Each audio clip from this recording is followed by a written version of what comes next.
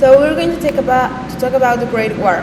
We can define the Great War as the first world conflict that has so much of an impact at the time that happened, but also in our current reality.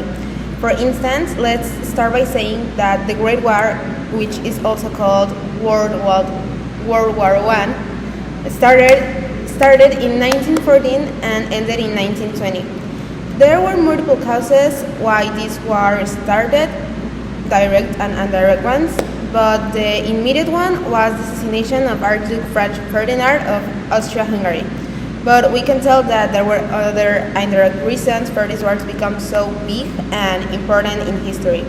Before the war, a lot of countries in Europe were already starting to form alliances, so if one country was attacked for whatever reason, other countries would attack the attacker. So there were already alliances forming, like Russia and Serbia, Germany and Austria-Hungary, which is for me the most important one, France and Russia, Britain, France and Belgium, and Japan and Britain.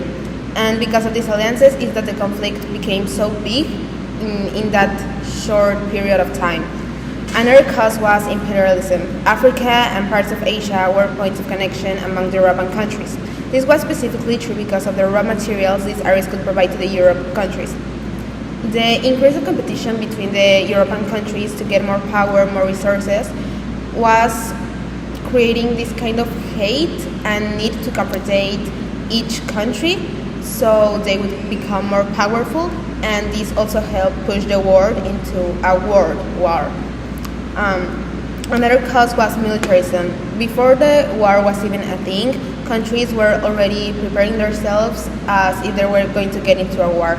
They started to increase their soldiers, their armies, their weapons. Like in 1914, Germany had the greatest increase in military buildup.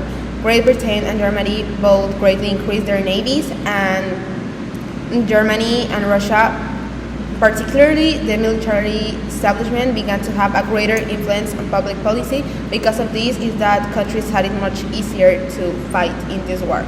Another cause was nationalism. Much of the origin of the war was based on the desire of Slavic peoples in Bosnia and Herzegovina to no longer be part of Austria-Hungary, which was one of the main countries that started the war. And they wanted to translate these people to Serbia. So in this way, nationalism led directly to the war. But in a more general way, the nationalism of the various countries through Europe contributed not only to the beginning, but the extension of the war in Europe. So it just helped it become bigger and much important. And as we already explained, these were like the indirect reasons, but the direct one was the assassination of Archduke Franz Ferdinand of Austria-Hungary, which happened in June 1914 when a Serbian nationalist terrorist group called the Black Hand sent groups to assassinate this Archduke. Their first attempt failed, but later on that day, a Serbian nationalist named Gavrilo Princip assassinated him and his wife while they were in Sarajevo, Bosnia, which was part of Austria-Hungary. This was in protest to Austria-Hungary having control of this region. Serbia wanted to take over Bosnia and Herzegovina. This assassination led to Austria-Hungary declaring war on Serbia, and this was kind of the start of the war officially. The order of the events of this war were: June 1914, Archduke Franz Ferdinand, Prince of Austria-Hungary throne, is assassinated in Sarajevo by a Serbian named Gavrilo Princip. July 1914, Austria-Hungary declares war on Serbia. Russia begins mobilizing its troops. August 1914, Germany declares war on Russia and France. Germany invades Belgium. The Battle of the Tannenberg fought between Germany and Russia. The Germans defeat the Russian Second Army. September 1914, the Germans die in 4 years of trench warfare begins. October 1914, the Allies defeat the Germans at the First Battle of Ypres. November 1914, the British begin a naval blockade of Germany. The Ottoman Empire declares war to the Allies. December 1914, an unofficial truce is declared between the two sides at Christmas. February 1915, the Germans begin to use submarines against Allied merchant ships around the island of Britain. April 1915, the Allies attack Ottoman Empire at the Battle of Gallipoli. and as a victory of the Ottomans and the retreat of the Allies. May 1915, the Lusitania, a luxury British passenger ship, is sunk by a German submarine. 150 civilians were killed. The act sparked international outrage and contributed to the United States joining the war against Germany. April 1915, Bulgaria enters to the war, declaring war on Serbia. February 1916, the Battle of Verdun begins between France and Germany. This battle will last until December 1916 and will finally result in France as a victory. May 1916, the largest naval battle of the war, a battle of Jutland, is fought between Britain and Germany in the North Sea. July 1960, the Battle of Somme begins. Over 1 million soldiers will be wounded or killed. March 1960, the Russian Revolution begins. Tsar Nicholas is removed from power in March 15.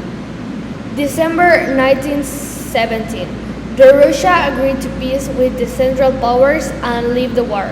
March 1918, Germany launches the Spring Offensive, hoping to defeat the Allies before reinforcements for the United States can be deployed. July 1918, the Second Battle of the Marne begins. The battle will end on August 6. The victory is for the Allies. November 11, 1918, Germany agreed to armistice and the fights come to an end at 11 a.m. to 11th day of the 11th month. June 1919. The Treaty of Versailles is signed by the Germany and World War I comes to an end. That's it.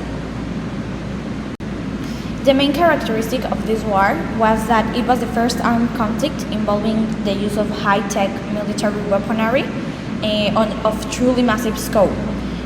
Also the massive political propaganda in a long-term war, massive military and civil mobilization, and it involved several countries that caused the dissolution of several empires and the creation of several states. It changed the global balance of power and rise of new powers, and it caused the death between civilians and soldiers of the 20th century, in which proportionally more soldiers have died. The war ended in an agreement. Specifically, it was called the Treaty of Versailles, signed on June 28 of 1919. Finally, meant peace, but for Germany was forced to hand over territories, weapons, and pay a high as compensation for the destruction. Germany had formally surrendered, and all nations had agreed to stop fighting while the terms of peace were negotiated. The Allied nations and Germany, that included Britain, France, Italy, and Russia, signed the Treaty of Versailles, formally ending the war. In the German government, the German populace, the people, were unhappy that Germany had gotten dragged into this war, and now Germany had lost. Now they were going to be punished because of the political decisions. They got rid of the emperor who had in charge during this time, and they installed a moderate socialist government in its place. The Paris Peace Conference, this government known as the Weimar Republic, lasted until 1933. At the Paris Peace Conference, the victors of the war, that would be United States, Britain, France, and Italy, exacted some revenge on Germany. The victor had all lost troops that used supplies fight Germany and the other countries that had joined with Germany. Now they were exacting sole revenge on Germany, since they had lost people because of Germany and their side of the war.